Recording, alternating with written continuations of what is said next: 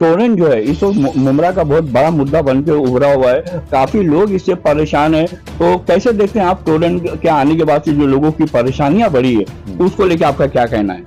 एक ही बात बोलूँ, हाँ, घेतलेले पाकिट परत करा, एक सिंपल स्लोगन है। जिन लोगों ने इसको लाने में जो पैकेट्स लिए हैं वो पैकेट्स वापस करने चाहिए। बस करो अब ये राजनीति। मुमरा कौशा के लोग बेवकूफ नहीं है, खाली आप आकर के यहाँ पर लोगों को बेवकूफ बनाते हो, लोगों के जज्बातों के साथ में खेलते हैं लोग। हमारे जो पॉलिटिशियंस है वो लोगों के जज्बातों के साथ में खेल रहे हैं। आज ये किसने लाया, क्यों लाया?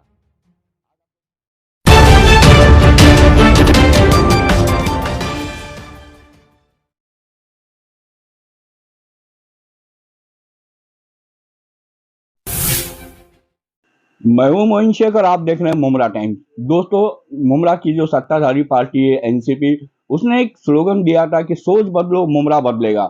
लोगों ने अपनी सोच तो बदली। ये उसी का नतीजा है कि 3 बार यहाँ के जो आमदार है माननीय जितेंद्र अवाड़ साहब, वो जीत कर यहाँ से आए हैं। तो उनका ये जो नारा था, ये स्लोगन था, सोच बदलो मुमरा बदलेगा। कितना बदला है मुमरा, आइए हम जानने की कोशिश करते हैं चर्चित समाज सेवक राजू अंसारी साहब से। राजू, आपका स्वागत है हमारे चैनल मुमरा टाइम्स में। सर, मेरा सबसे पहले तो यही सवाल रहेगा कि जिस तरीके से यहाँ की जो एनसीपी जो सत्ताधारी पार्टी है, उनका एक स्लोगन था और जगह जगह आपने भी देखा होगा कि दीवारों पे मतलब ये स्लोगन लिखा हुआ था कि सोच बदलो मुमरा बदलेगा। तो कितना बदला मुमरा, कैसे देखते हैं आप?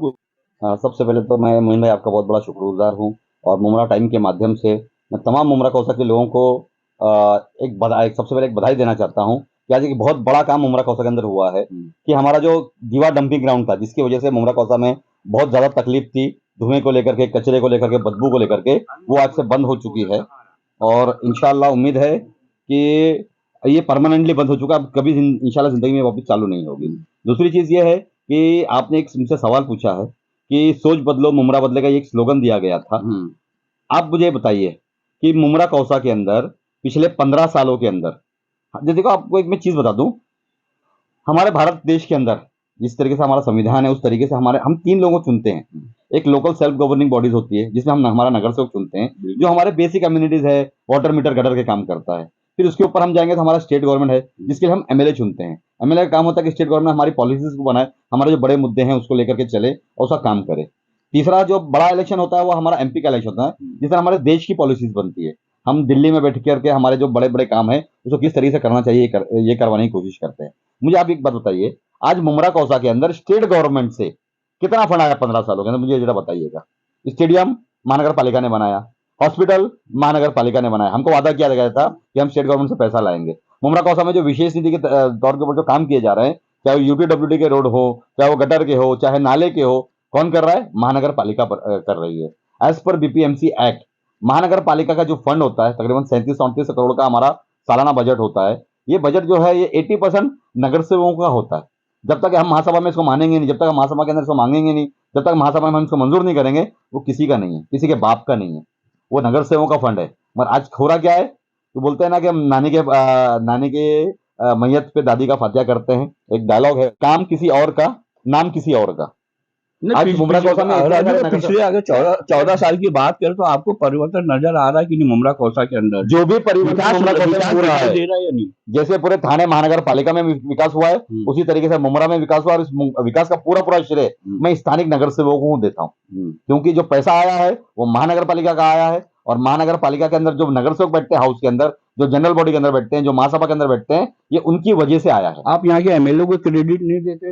एमएलए ने अगर कोई काम किया तो हम जरूर उसको क्रेडिट देंगे। उसने कुछ अगर माइनॉरिटी फंड्स लाया है तो हम उसके लिए उसको श्रेय देते हैं। अगर उसने कुछ अगर हमारे स्टेडियम के लिए लाया हो तो पैसा हम उसे जरूर श्रेय देते हैं। उसने स्टेडियम में 1 रुपया नहीं लाया। हमारे हॉस्पिटल के लिए उन्होंने जब इसकी पहली मरतबा जब प्रेस कॉन्फ्रेंस ली गई थी, उस प्रेस कॉन्फ्रेंस में मैंने ही संबोधित किया था, शायद आप देखे होंगे उसको। उस वक्त में भी कहा गया था कि नहीं, इस हॉस्पिटल का जो भी खर्चा होगा, उस टाइम बहुत छोटा सा 57 करोड़ रुपये का कुछ बजट था। उन्होंने कहा था कि नहीं, इसमें खाली अभी हम 4 करोड़ रुपया दे रहे हैं, बाद में स्टेट गवर्नमेंट से पूरा पैसा मैं लेकर के आऊंगा। आज तक 1 रुपया नहीं लाया गया। पूरा हॉस्पिटल जो बनाया गया तकरीबन 139 करोड़ रुपये अब तक के लग चुका है इसके अंदर, पूरी महानगर पालिका का पैसा है। लेकिन अभी तक चालू नहीं हुआ पूरी तरीके से। कहाँ से चालू होगा? कैसे चालू होगा? जब आदमी के पास कोई पॉलिसी ही नहीं है, आदमी के पास कोई विजन ही नहीं है, तो कहाँ से चालू होगा? अब कहीं जाकर हमने उसको पीपीपी पर दिया है और वो इन्हीं के गया, पीपीपी के ऊपर प्राइवेट गया। मगर फिर भी मैं आपको बोलता हूँ कि वो पीपीपी जाने के बावजूद अगर किसी गरीब आदमी से वहां पर 1 रुपया भी लिया गया, मैं उस पीपीपी तत्व के जो टेंडर है या जो उसका एग्रीमेंट किया गया, जो एमओयू साइन किया गया, मैं उसको कैंसिल कराने की कोशिश करूंगा। आज मुमरा में आप बताइए मुझे, मुमरा में एक शौचालय है क्या? मुमरा में एक बच्चे लोगों के प्लेग्राउंड है क्या?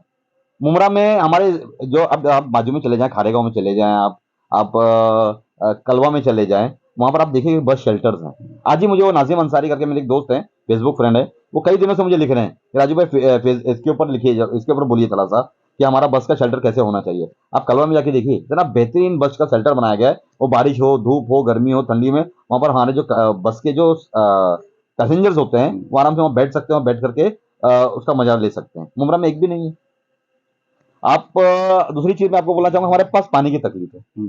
आज मुमरा कौसा में पिछले 15 सालों से जो जितना पानी आ रहा था उतना ही पानी आ रहा है, कोई पानी नहीं बढ़ाया गया आज तक। क्यों नहीं हो रहा है भाई? कलवा में बढ़ सकता है, दीवा में बढ़ सकता है, तो मुमरा में क्यों नहीं बढ़ सकता है? आप मुमरा के मसले बता रहे हैं, मतलब लेकिन यहाँ की जो सत्ताधारी पार्टी है वो तो कहती है कि शहर विकास की तरफ बढ़ रहा है, हमारा शहर शंघाई बन रहा है, और आप कहते हैं कि नहीं बन रहा, मगर विकास तो देखो हो रहे हैं। और विकास का मैं फिर से आपको बोलना चाहता हूँ कि थोड़ा सा लोगों में मिसअंडरस्टैंडिंग है कि विकास को एक आदमी नहीं कर रहा है, विकास सारे नगर सेवकों की टीम कर रही है। चाहे वो राष्ट्रवादी का नगर सेवक हो, चाहे वो कांग्रेस का नगर सेवक हो, चाहे वो एमआईएम का नगर सेवक हो, चाहे वो जिस पार्टी का नगर सेवक, चाहे अपक्ष नगर सेवक हो, सबने मिलकर के मुमरा के लिए अच्छा सोचा है और अच्छी लड़ाई लड़ी है हमने।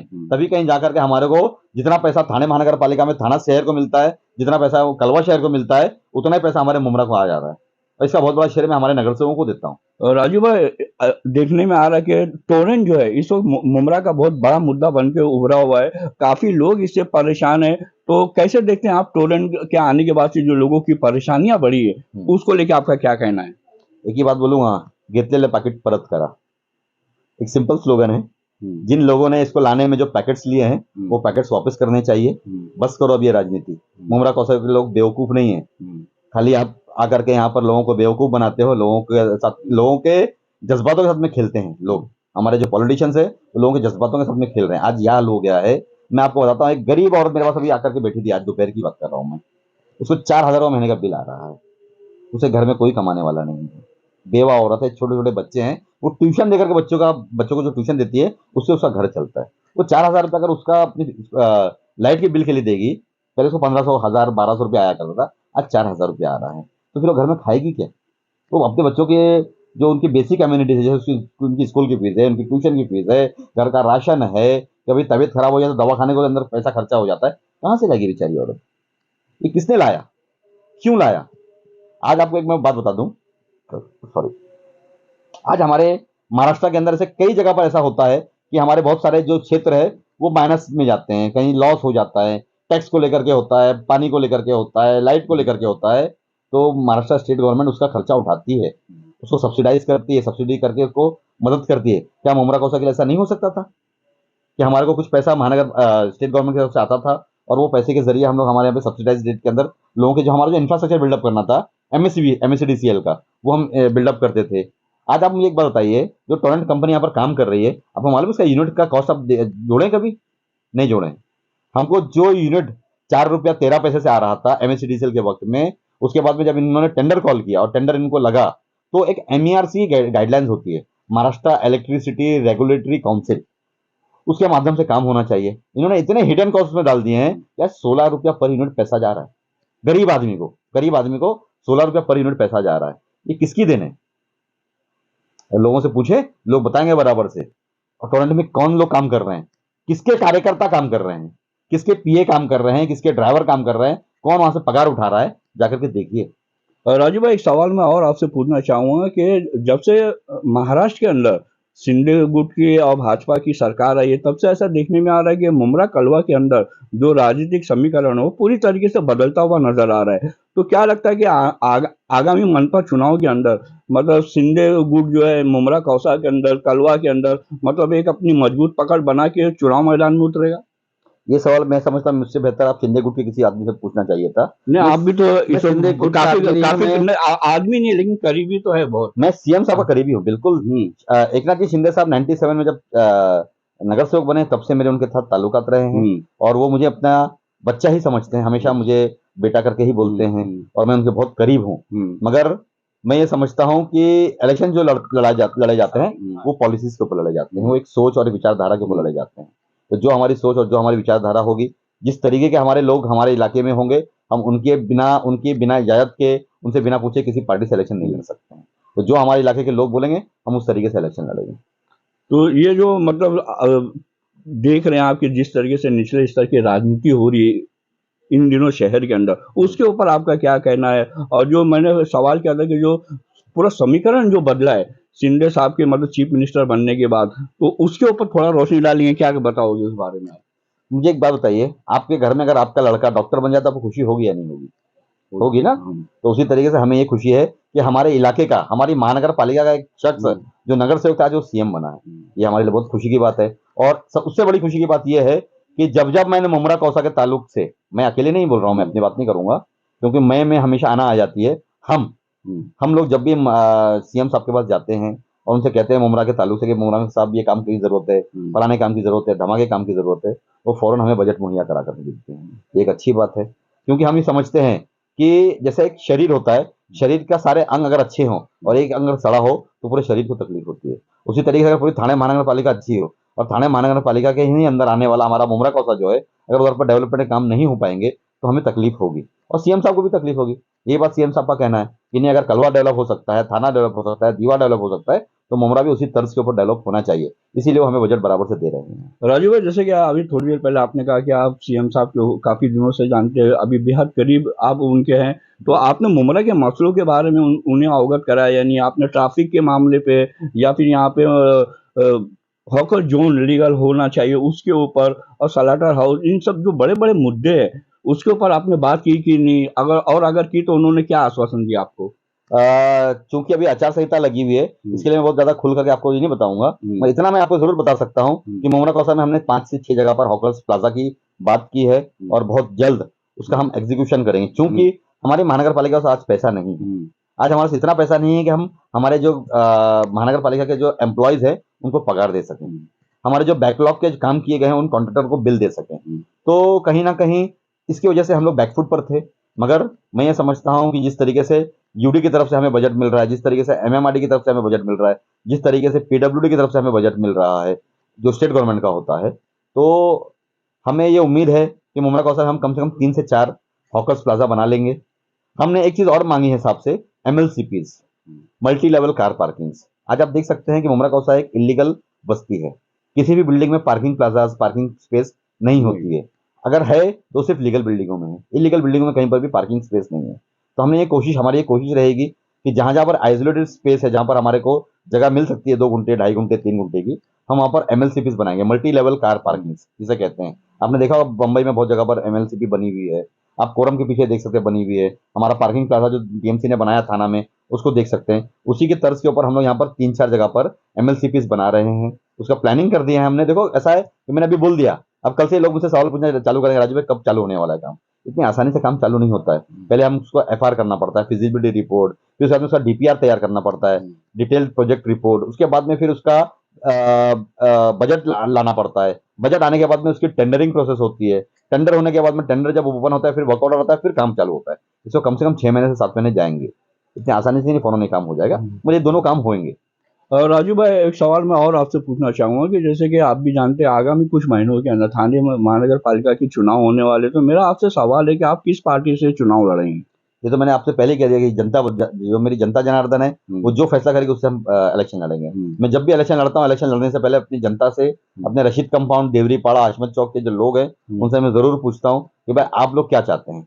जो उनकी चाह होगी वही मेरी राह होगी। अच्छा, तो अब चुनाव को देखते हुए, मनपा चुनाव को देखते हुए आप शहर की जनता से क्या अपील करना चाहेंगे? कैसा कैंडिडेट मतलब जनता को चुनना चाहिए थाना महानगर पालिका के चुनाव में? देखो ये बात तो मैं हमेशा हर बार हर इंटरव्यू में, मेरे हर फेसबुक लाइव में कहता हूँ कि आप जब बाजार जाते हैं तो आप हर चीज थोक बजा करके खरीदते हैं। वो सिर्फ 1-2 दिन ही चलती है। आपने टमाटर ले लिया 2 दिन में खत्म हो जाएगा, बटाटा ले लिया 2 दिन में खत्म हो जाएगा, गोश्त ले लिया 2 दिन में खत्म हो जाएगा। मगर जब आप अपना नुमाइंदा चुनते हैं तो 5 साल में खत्म होता है वो। तो आपको उसको भी ठोक बजा करके देखना चाहिए कि हमारा जो नुमाइंदा है, चाहे वो एमएलए हो, चाहे वो एमपी हो, चाहे वो कॉर्पोरेटर हो, वो हमारे इलाकों को कितने अच्छे से जानता हो, like a palm of his hand.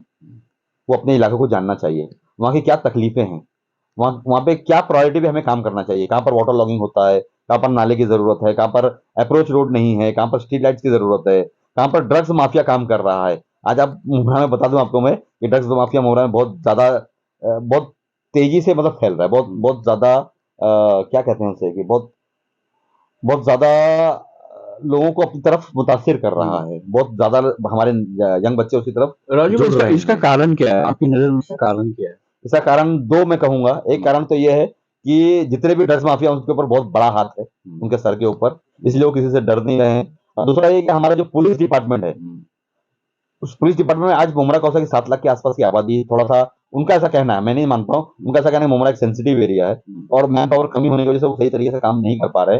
मगर वो भी हमें उम्मीद है उसके लिए कि हमने अभी रीवा पुलिस स्टेशन का काम चालू कर दिया है। रीवा का खुद का एक स्वतंत्र पुलिस स्टेशन हो जाने के बाद में वहाँ का पुलिस स्टेशन अलग हो जाएगा, तो हमारा जो मुमरा पुलिस पर जो भार है, उसकी कमी हो जाएगी और फिर आराम से मुमरा कौसा के लोगों को कवर कर पाएँगे। कोई एक ऐसा काम जो मतलब अभी तक हो नहीं पाया आपके वार्ड के अंदर, उसके बारे में कुछ जानकारी देंगे आप?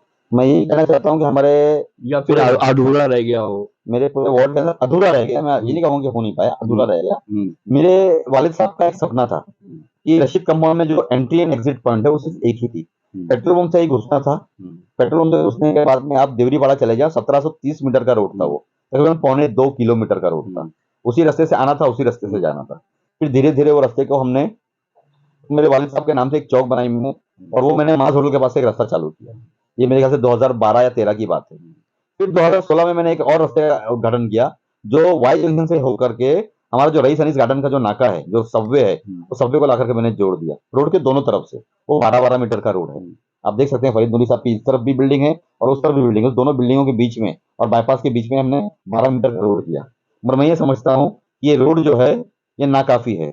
इस रोड को मेरा ये मानना है, इसे हमें कम से कम सैनी नगर का जो बोगदा है, सैनी नगर का जो सबवे है, उसको कनेक्ट कर देना चाहिए। उस तरफ जो झंडे वाला बाबा से होते हुए, सिम्बोसिस स्कूल से होते हुए, बलीराम टकले साहब के बंगले से होते हुए शिवराम मामा के, और वो तबेले तक के जाना चाहिए। और इस तरफ भी वैसे ही एसके रेसिडेंसी से होते हुए, आलिया अपार्टमेंट से होते हुए, वो सही नगर के उस पट्टे तक के, सही नगर के नाके तक के जाना चाहिए। इसके पीछे हम लगे हुए हैं और हमें उम्मीद है कि बहुत जल्द हमारे पास, क्योंकि आपको बता दूं मैं कि जब हम किसी का भी घर तोड़ते हैं, तो उसके गाइडलाइंस है, वो पैप्स में आते हैं, पीएपी में आते हैं, प्रोजेक्ट अफेक्टेड पीपल, और उनके लिए अनिवार्य है कि उनको हम लोग रिहेबिलिटेट करें। महानगर पालिका जब भी उनका घर तोड़ती है तो उनको घर दे।